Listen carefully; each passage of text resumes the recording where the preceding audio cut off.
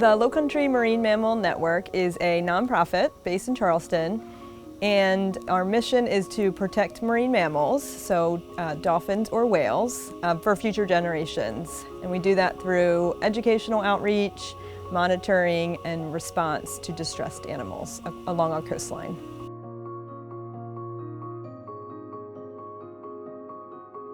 I was inspired to start the Lowcountry Marine Mammal Network about 4.5 years ago when I relocated back to Charleston, and just realizing there was a huge disconnect and a need for the public to learn more about our local marine mammals.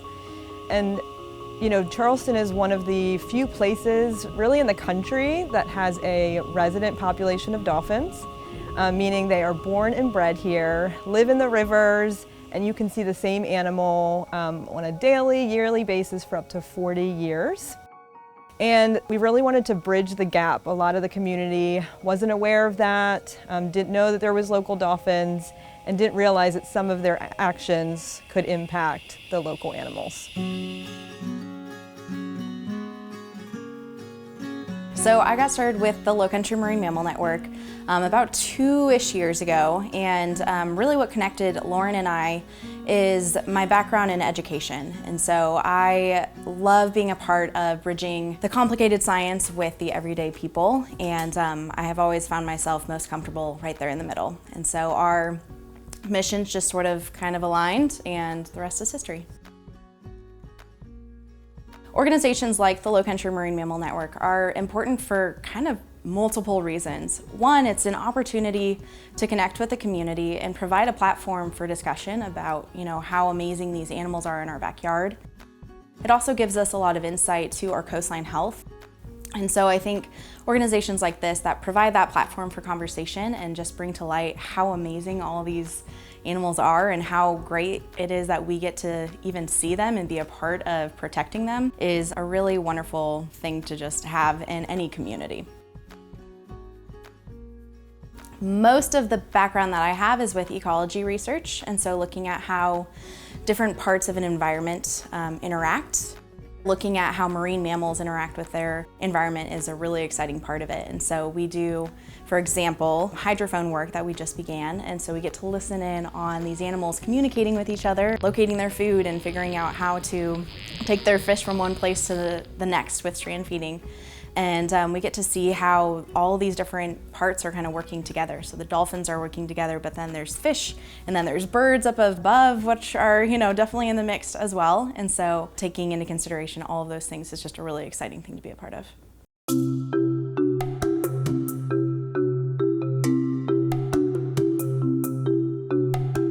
So one of the most interesting things about our local dolphins is they perform a unique, rare feeding behavior called strand feeding. It's a behavior that they've adapted to learn because they feed in very shallow creeks and rivers, and only our local dolphins do it. So it's a behavior where they basically corral or crowd fish up against a bank or a dock. And then as a group, they rush the beach. And by doing that, it creates this tidal wave, and it pushes the fish ashore. They beach themselves momentarily, grab the fish, and then wiggle back into the water. It is an amazing sight to see, and it's something that takes them years to master with one another. What's also unique about this behavior is that it's passed down from mother to calf. So not all dolphins do it. They'll only do it if their mother did it. It's something that they spend years and years mastering. They definitely find locations that are safe, that have a slopey bank where gravity may help them get back into the water. And although there are some spots that they've momentarily gotten stuck, generally speaking, they've mastered it and do it very easily.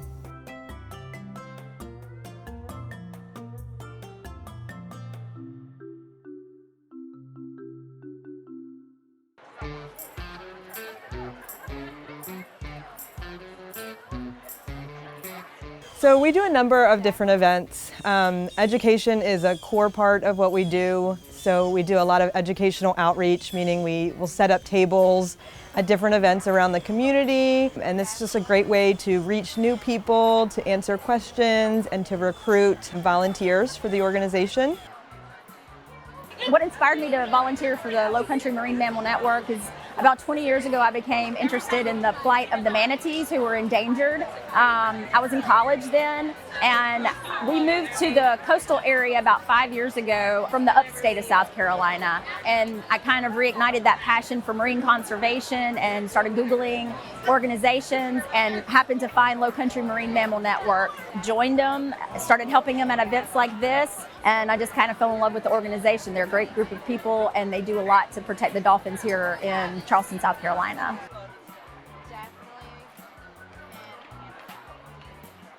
So today, this is an event called Drinks for Dolphins. This is one of many that we do throughout the year, specifically in the summertime. They partner with a local brewery here in the Charleston area, and so much of the proceeds from the beer that they sell get donated to Low Country Marine Mammal Network. And so we come out and we set up a table and we sell merchandise and we educate the public on marine life, specifically though dolphins, the bottlenose dolphins here in Charleston. And so it's actually a really neat opportunity for volunteers and for the community to learn about us.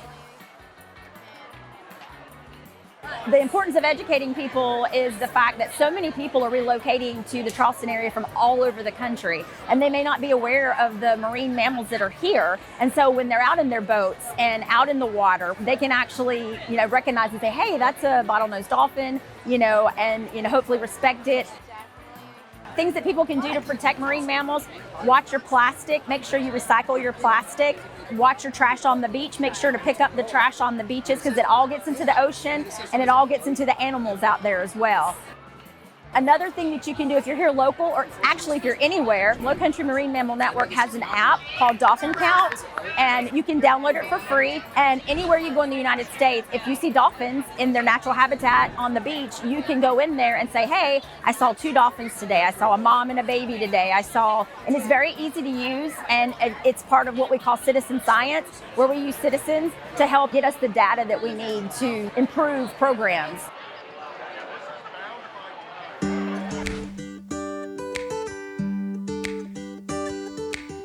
So I think getting kids involved at an early age is important for so many reasons.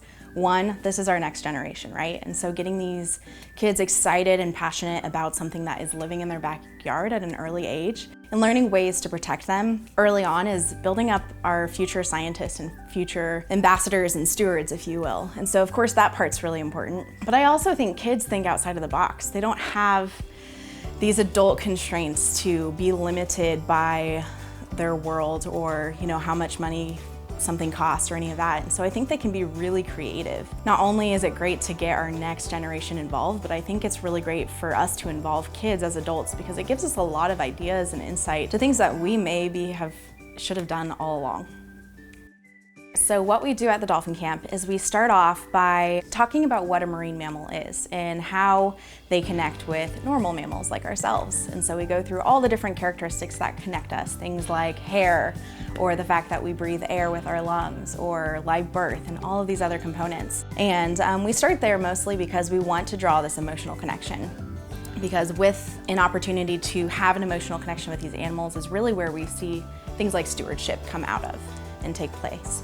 So after that, we jump into some of the ways that Low Country Marine Mammal Network protects our local marine mammals. Here in Charleston, we have about 300 to 350 Atlantic bottlenose dolphins living in our coastal waters. And that's a really cool thing. Not all places have these local marine mammals.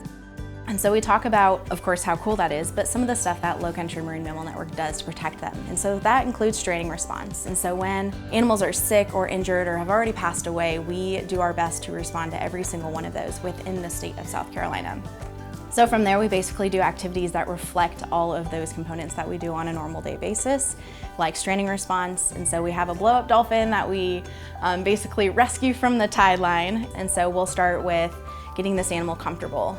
That includes keeping the animal wet, digging holes in the sand for their pectoral fins. And then after we've made the animal comfortable, we then move on and start assessing this animal. And so we'll take measurement, we'll talk about how to figure out what type of marine mammal this is, because sometimes it's not always clear.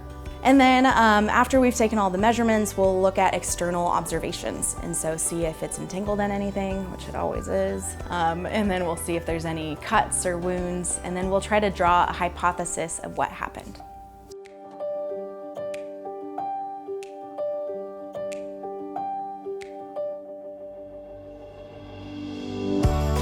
In order to make any major changes, you start with the kids. And it's because they're gonna take whatever thing they are most excited about home to their families.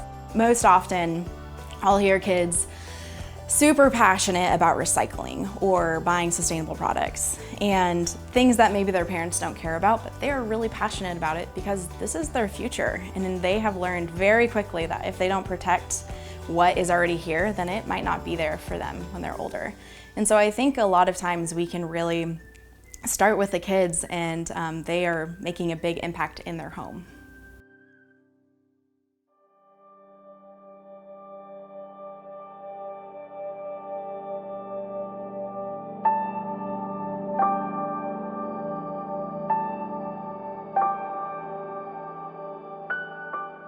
So the type of impact I hope Low Country Marine Mammal Network has in South Carolina is being a very big part of the puzzle, if you will.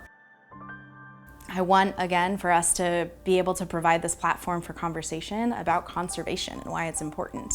And I think that Low Country Marine Mammal Network finds itself in a really unique position in that we get to represent this really charismatic megafauna. And when we get to speak up for the voiceless, it's a pretty powerful place to be. And so I think not only in the environmental standpoint are we making a big impact in South Carolina, but I also think just on the platform of learning how to communicate better with one another is also a place that we find ourselves. So I think the biggest impact we want people to learn about, in South Carolina and beyond is just the love of marine mammals. So we really just want the community to rally behind that and to understand how important they are, how amazing and smart they are, and to want to take a community effort to want to protect them for future generations.